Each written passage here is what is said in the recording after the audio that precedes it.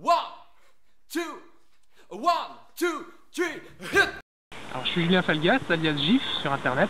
Je suis l'un des créateurs de webcomics.fr qui est un portail d'hébergement libre et gratuit de bande dessinée en ligne.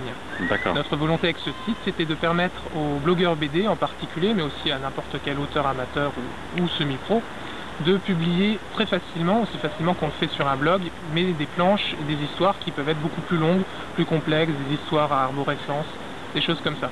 D'accord. Arborescence, c'est quoi? Alors quand je parle d'histoire arborescente, ça peut être type livre dont vous êtes le héros, schématiquement. Des histoires où on peut avoir des choix multiples, par exemple.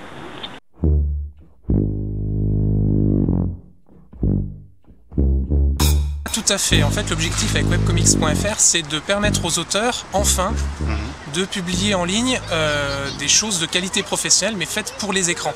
D'accord. Donc le gros enjeu de notre projet, c'est dans un premier temps d'attirer un maximum d'auteurs et créer un lectorat autour de leur création, et dans un deuxième temps, trouver des moyens de rentabiliser leur production en ligne.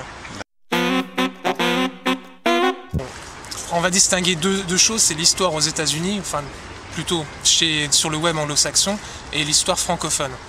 Sur le web anglo-saxon, ils ont une bande dessinée, aux États-Unis en particulier, le comics, qui était en pleine déperdition, qui était en pleine crise, puisqu'elle s'adresse essentiellement à un public de jeunes hommes, voire pré-ados.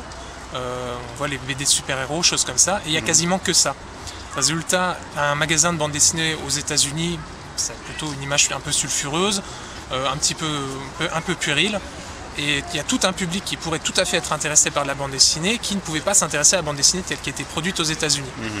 Et du coup, le web est arrivé comme un vrai libérateur pour des tas d'auteurs qui voulaient publier autre chose que du comics de super-héros. Donc aux États-Unis, le webcomics s'est complètement développé grâce à des lectorats qui, jusqu'à présent, ne lisaient pas de bande dessinée. Et donc aujourd'hui, c'est un réel marché qui génère réellement des revenus et qui fait vivre un certain nombre de personnes. Tu veux dire les blogs BD aux États-Unis? Ce ne sont pas des blogs BD, ce sont des webcomics, c'est-à-dire des bandes dessinées en ligne. D'accord. On retrouve des comic strips, c'est-à-dire des petits strips tels qu'on les voyait dans les journaux aux États-Unis, et on retrouve des histoires plus longues, type feuilleton, assez similaires aux comics qu'on peut voir aux États-Unis, mais avec des genres, des styles, des histoires totalement différentes des histoires du super-héros classiques. En Asie, c'est un peu différent.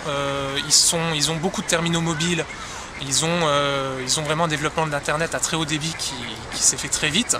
Et ils ont l'habitude d'acheter des mangas à lire dans le métro sur leurs terminaux mobiles. Chez les francophones, la situation est différente. Au moment où le comics était en crise aux États-Unis, en France, en Belgique, la bande dessinée battait son plein, c'est-à-dire qu'il y a une nouvelle génération qui arrivait avec les auteurs indépendants, les Trondheim, Sfar et autres, qui ont réussi à complètement reboosser la bande dessinée qui vivotait un petit peu. Ils ont montré qu'on pouvait créer des choses réellement artistiques. Ils ont fait admettre la bande dessinée parmi la culture avec un grand C et les arts avec un grand A.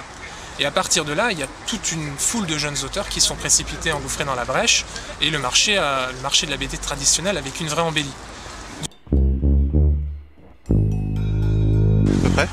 Fin des années 90. C'est pendant les années 90 qu'on a vu ce que certains ont appelé la nouvelle bande dessinée, c'est-à-dire toute une vague de BD d'auteurs qui a vraiment réussi à toucher des publics qui avant ne lisaient pas de BD.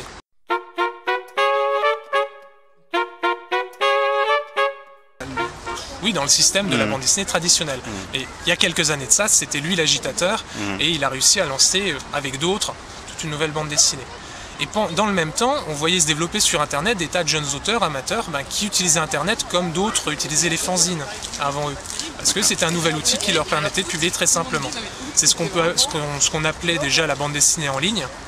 Mais le souci, c'est que cette bande dessinée en ligne n'a pas eu le développement qu'elle a pu avoir chez les anglo-saxons, du fait que la BD traditionnelle, contrairement aux anglo-saxons, avec une vraie embellie, et du coup a pu embaucher des nouveaux auteurs, créer des professions.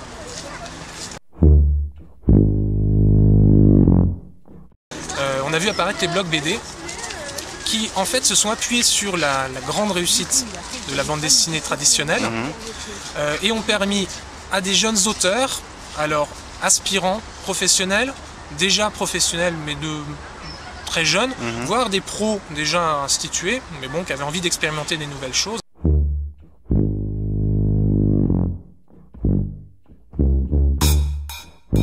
dans la préhistoire de la BD en ligne francophone, il y a un certain nombre de communautés, comme bdamateur.com par exemple, qui ont fédéré des auteurs qui rêvaient de publier sur papier, mais qui publiaient sur Internet faute de mieux.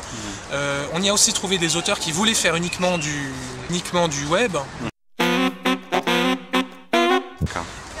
Et un jour est arrivé l'outil blog. Alors on connaît tout le développement des blogs, et pas seulement des blogs BD, qui sont devenus une vraie mode, une déferlante, parce que c'est un outil qui permettait à n'importe qui, de non-techniciens, mais totalement non-techniciens, de publier à peu près ce qu'ils voulaient sur Internet, dans un format un peu imposé, c'est-à-dire des petites notes plutôt quotidiennes, classées de la plus récente à la plus ancienne.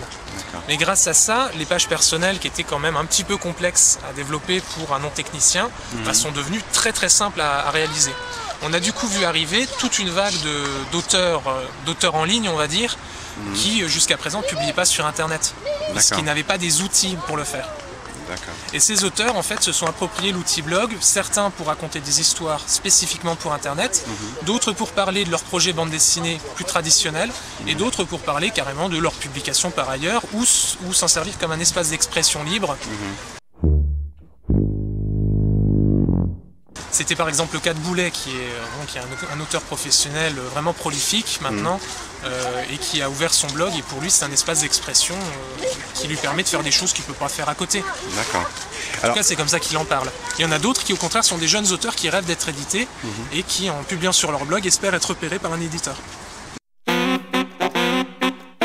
À force de persévérance, c'est-à-dire si on publie tous les jours, qu'on arrive à parler de soi, de ses projets de façon très régulière, qu'on a un boulot qui est de qualité, on arrive nécessairement à toucher un public. Et puis bon, elle s'est créée son petit réseau avec un certain nombre d'autres dessinateurs qui renvoyaient vers elle, qui ont fait des liens, qui lui ont permis de se faire encore plus rapidement connaître.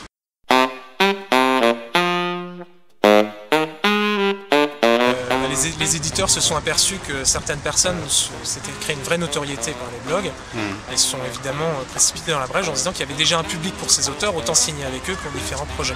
D'accord. Ils ont sans doute bien fait pour un certain nombre d'entre eux.